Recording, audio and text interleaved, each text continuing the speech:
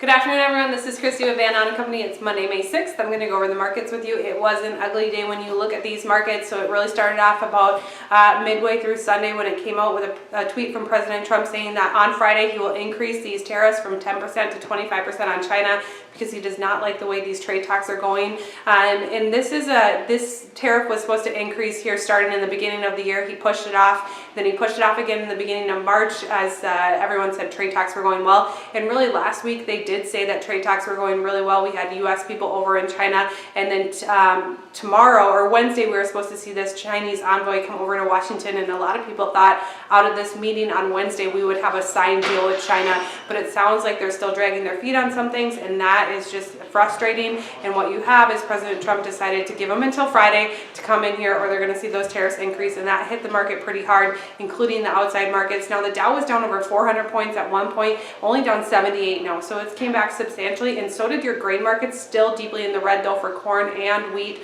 or corn and soybeans, but closing really well off their lows. So corn market down 6.5 cents, closing 9 cents off its low, and then soybean market down about 11.5, closing about 12 to 13 cents off its low. Wheat market traded mixed. Actually saw Kansas City be able to come back on the positive side, and you saw anywhere from 7 to 12 cents off its low from the overnight trade.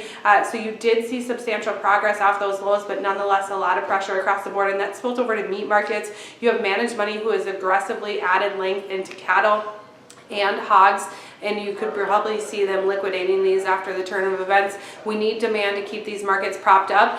You have built a premium into these markets on demand, and China needs to be part of that demand, and so this was really detrimental to the hog complex, so locked limit lower there, and then you had both feeder cattle and live cattle over $1 lower on the day. A lot of pressure showing up there, and like I said, those outside markets saw a rebound, so that was nice to see. A big deciding factor is probably going to see who China actually sends over Tuesday, Wednesday for this meeting. There were rumors they were going to cancel the meeting, then there was rumors they were going to send over low level but not your top trade advisor.